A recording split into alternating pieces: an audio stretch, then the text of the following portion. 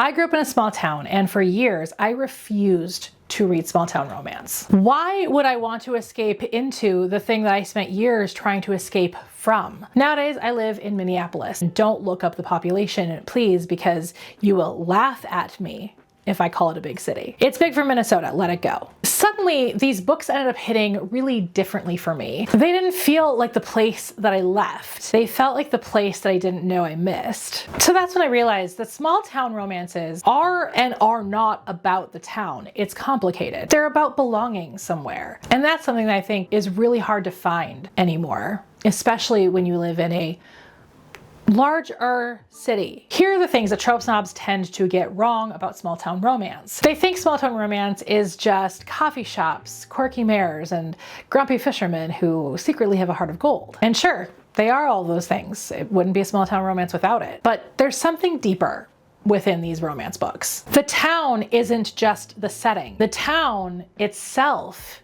is a character in the book. It's a character with opinions and history and stakes. I've heard the creator of Sex and the City talk about that with Manhattan, that Manhattan was the fifth character of the book, the fifth main character of the book. And I think that that's incredibly true in small town romance as well. As someone who grew up in a small town, let me explain it to you with my own personal lived experience and the books that did it right. So first, let's cover what actually makes small town romances work. Because I've read some really bad ones, but I've also read some that have made me homesick for something that I was desperate to leave behind forever. The books that do it wrong, the town is just the setting. It's just there.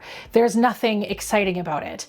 They have a small town with a festival and it's a backdrop. There isn't life there. And these books are often written by authors who have never been in a place with less than 20,000 people ever in their life. For clarity, my high school class was a class of 96 people. My high school building until my senior year of high school was K through 12. I never went to a different school building until I went to college. Let that sink in just a little bit. So when I say I grew up in a small town, I mean it. And it also makes me laugh as to what some people consider small towns, but that's a different conversation for a different time. But this also means that I tend to be very, very picky about how small towns are represented and what small towns look like and how small towns are made into characters. Books that do it right have a huge emphasis on community. All the characters know each other. They went to high school with our main character, or they dated our main character, or they're related to our main character, and sometimes a combination of all of those things, hopefully not related in dating. Some small towns, not the small town I came from. You have those quirky characters that are big city character that's visiting the small town, falling in love, and deciding to usually stay in. They get to laugh at the character or learn from that character, or better yet, connect with that character. And it's oftentimes not even the love interest. Take It Happened One Summer and Hook, Line, and Sinker by Tessa Bailey. This duology is a quintessential small town romance. Sisters falling in love with small town guys. Specifically though, I want to talk about It Happened One Summer because this was our introduction to Westport. Through Piper's eyes, we got to see Westport as this very strange place, a place she didn't want to be until she found her community here, until she found Brendan, and until she was able to finally discover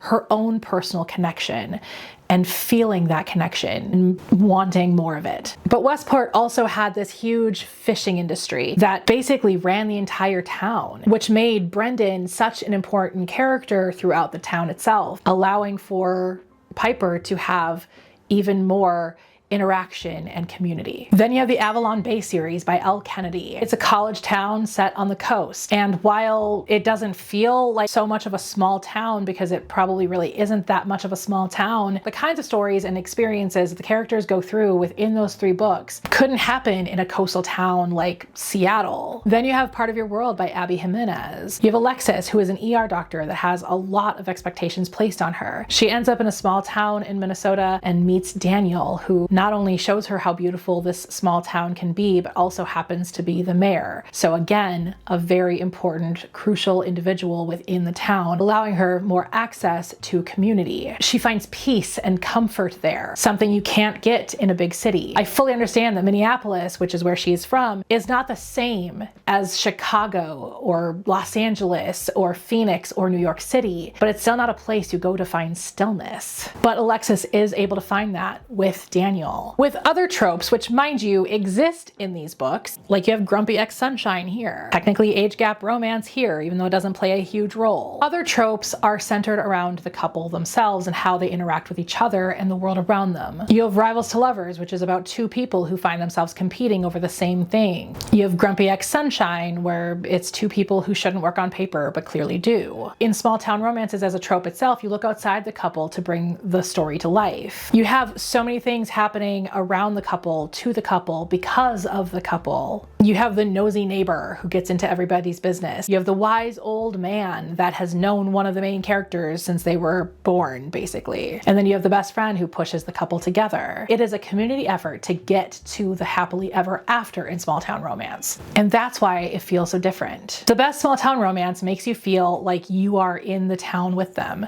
If you finish the book and you can't map it out or know where the characters live or where the bar is that they go to or the coffee shop or whatever, then the author missed the most important character. But here's what I didn't expect, and what made me fall in love with this trope after years of avoiding it. For years, I thought small town romance wasn't for me because I knew the reality of a small town. I knew that small towns were more than our quirky festivals, and we do have them. I'm actually going to one this year in my hometown. But they're more than just the quirky festivals or the coffee shops. They can often feel suffocating. Everyone knows your business. You can't reinvent yourself. And when you're a creative person in a small town, it can feel like there's absolutely no room for you to be yourself. I love where I grew up. I really do. If I talk about the small town I grew up in, people, especially those who love small town romance, would be like, that is the perfect small town experience. But then I uncover that initial layer and it starts to look a lot darker. I lived on a lake, Pelican Lake in Breezy Point, if you're curious. My parents owned a candle company that employed half of the area, which meant that everyone knew who I was. Not to mention, this is also where my mom grew up. My mom grew up in Cross Lake, Minnesota, went to the same high school that I went to, along with all of her siblings, including my aunt that married into the family. So my mother's family was very well established in that small town area. So if you didn't know who my parents were, you certainly knew who my grandparents were. Sometimes it was the best experience that a kid could have growing up in the 90s, but also sometimes was really, really awful. If there was such a thing as celebrities in these small towns, I was certainly one of them at the time. I can't tell you how many rumors I heard about my own family throughout my time living there. Everyone was in our business because they felt like they were entitled to our personal lives. I couldn't just be there. And while I can also understand that my experience was very different because, again, my parents owned a business that was highly publicized and my grandparents owned a business for a gajillion years in a small town and was the only mechanic in the area, to the point that I knew Tom Cruise growing up because he had a house there and needed a mechanic, and my grandpa was the only mechanic in town. I don't like admitting to that anymore, but that's a fun fact about me, if you didn't know. My experience is obviously going to be different than your normal small town experience, but also not to an extent. Everyone who grew up in a small town or a proper small town knows the experience of making a mistake at the coffee shop, wanting to keep it from your parents, but your parents find out about it within 1 to 2 business days because that's just how quickly news spreads. And by news, I mean gossip. Moving out of that small town, I was able to find anonymity. I got to finally reinvent myself. I didn't have to be the candle girl anymore. I didn't have to be the mechanic's granddaughter anymore. I got to be me. I got to choose who I wanted to be, finally, for the first time in my life. I've actually been thinking about that a lot recently because I am planning to write a small town romance, and so I've thought about it a lot lately. Like, what would have happened if my parents still owned that candle company and we still lived in that small town? I probably wouldn't be working for the company that I work for now. I would probably be running that company. And my parents probably would have already retired. But the truth is, I moved here to Minneapolis. But I moved here as an adult, and anybody who has ever moved to a new location as an adult can tell you it's really hard to find community. There was a loneliness that I never knew as a kid that I learned existed here. I find it so interesting that the population grew, but the connection shrunk. The connection went away. It never occurred to me that people romanticized small towns.